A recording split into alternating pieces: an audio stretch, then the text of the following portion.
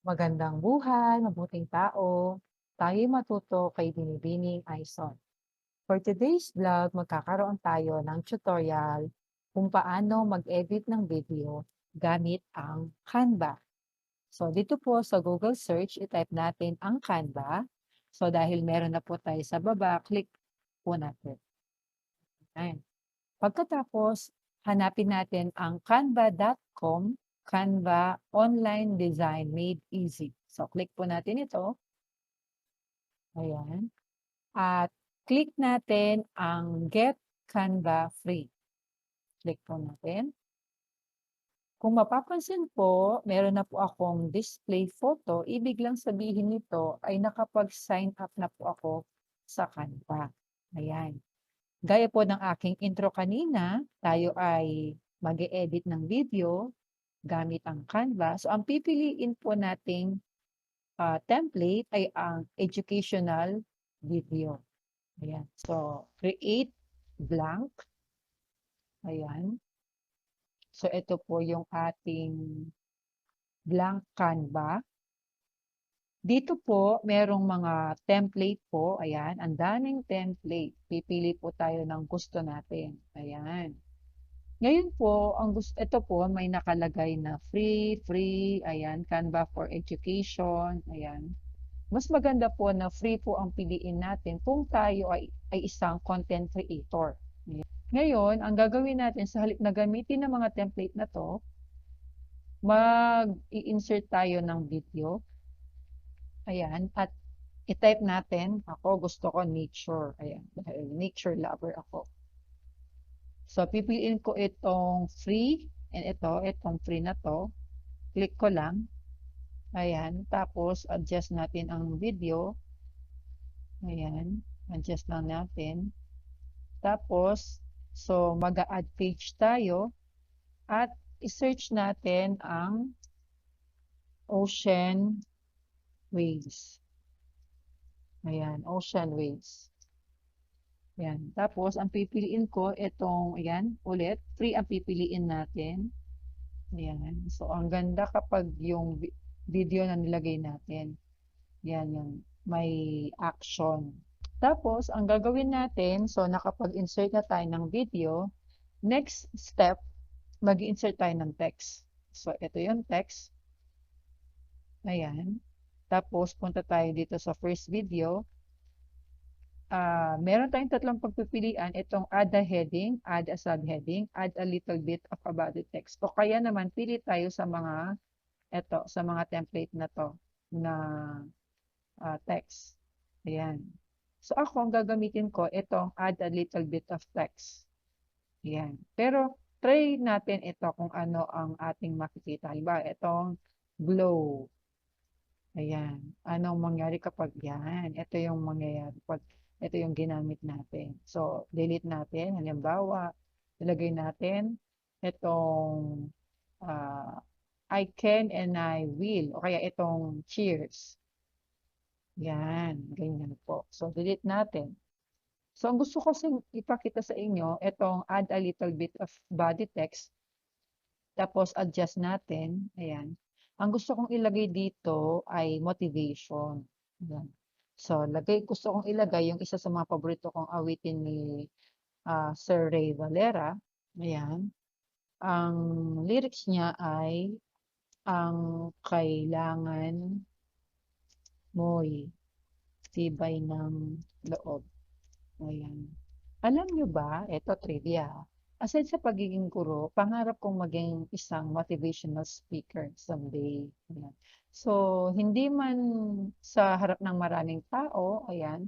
So, mahilig din ako mag-post o sa aking social media ng mga inspirational quotes o kaya mga motivational video, ayan, para po makapag-inspire tayo, lalo na sa kabataan. So, eto, natapos na natin. Tapos, second video, ganun din, add a little bit of text. So, adjust lang natin. Yan. Tapos, ang gawin natin, ang kasunod na lyrics ay, kung mayroong pagsubok man. Kung mayroong pagsubok. Yan, ayan. Balik tayo sa unang video. So, dito, ayan, so nakapag-insert na tayo ng text. Next step, ang gagawin natin, mag-add tayo ng effects. So, click natin yung text, tapos click effects. Ayan, so pili tayo kung shadow, lift, ayan. Tapos, hollow, splice, echo, ayan. Pwedeng glitch, kaya neon, ayan. So, ako, gagamitin ko itong none, ayan. Tapos, itong pangalawa naman, ayan. So, ito, pwedeng sa shape, pwedeng itong curve, pero tayo none. So, dito naman, dahil hindi ganun ka-visible ang ating text, pwede nating ibahin yung kulay. So, dito naman tayo pumunta. Text color. Palitan natin ng white. Yan. Tapos, i-move natin. Lagay natin dito. Yan. So, okay na tayo doon. FX, color. Tapos na tayo. Tapos, gawin natin text animate. Yan. Text animate. Click natin ito. Tapos, click natin itong ellipsis, itong animate. Ayan, pili tayo kung ito, yung kung none, black, typewriter. Ayan, ascend, bounce. Ayan, burst. Ayan, so typewriter. So, ito, gusto ko yung burst. Ayan. Tapos, yung pangalawa naman, ang piliin natin, page animation na tayo. So, pinakita ko lang anong pagkakaiba ng text animate at saka page animation. Okay. Sa page animation, gawin natin itong rise. Yan. Next natin gagawin ay add transition. Ayan. So, add transition, sa pagitan ng dalawang video, may makikita tayong plus sign. So, pag kinlik natin yan, dalawa yung lilitaw. Dito sa plus sign, sa taas, add page. Yan. Ano mangyayari? So, yun. Ngayon, delete natin. Okay? So, gawin natin dito sa add transition. Ayan, add transition. Kung none, yan yung magiging kahinatnan niya. None. Ngayon, kung dissolve, yan. Tapos, pwede nating i-adjust yung duration, yung kung gaano kabilis. Yan. Tapos slide. Tapos yung circle, line white. Ayan. Tapos, etong direction kung pa-left, pa-right, pa-up, or down. Ayan. So, tayo gamitin natin itong ito. Yan, kung mayroon pa. Itong right.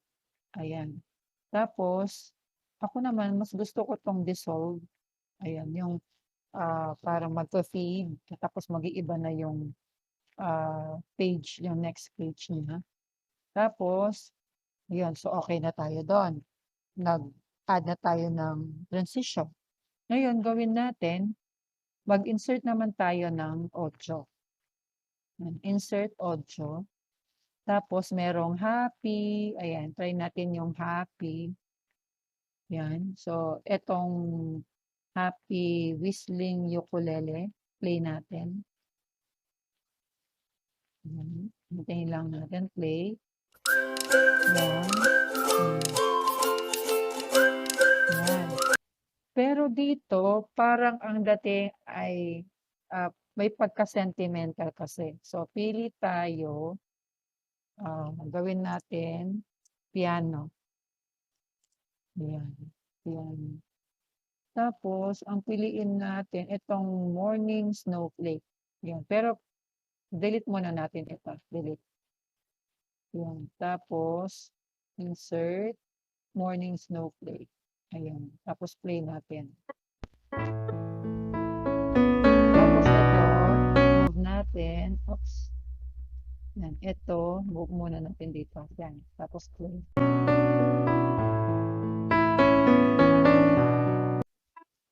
Yan. Ayan. So, parang mas akma yung audio na 'to kaysa sa happy audio kanina. Ayan.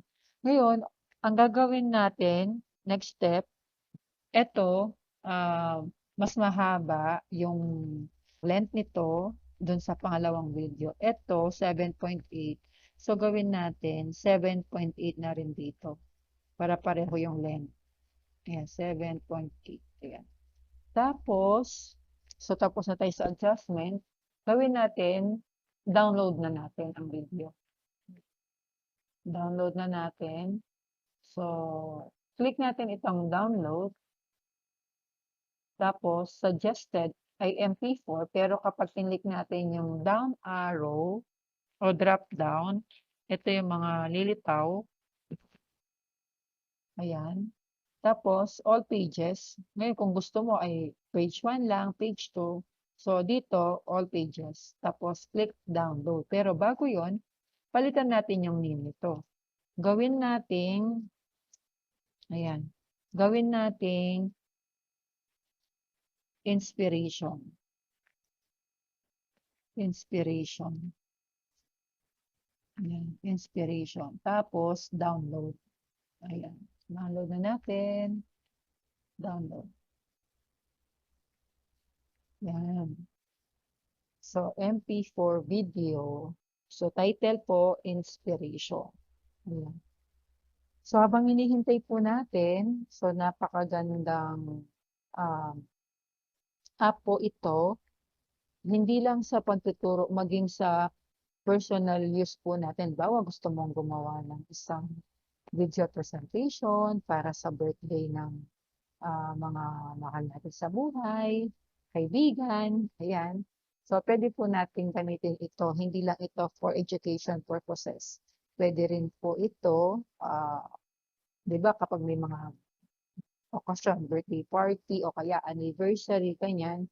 So, dahil tayo mga Pinoy, may pagka-sentimental tayo. So, pwede natin gamitin to as a sign of gratitude. Ayan, sa mga mahal natin sa buhay. Pwede tayong gumawa ng mga simple video. Actually, pag ito yung ginamit natin, hindi lang siya simple eh. Mapapawaw yung mga pinagbibigyan natin kasi maa-amaze sila.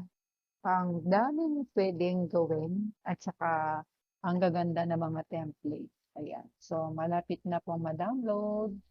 Ayan, hintayin na po natin. Ngayon, kung hindi ka naman satisfied, pwede mo itong i-close yung X na to, tapos mag-edit. Pwede tayong mag-edit. Pero dahil nandito na tayo, ayan, so, hintayin na natin pa-download. Ayan, ito na. You save your design. Your download should have automatically started. Ayan. If not, download here. Tapos, continue editing. Ayan. So, kung gusto mong mag-edit, hintayin na lang po natin. Ayan. Tapos, open na natin ang video.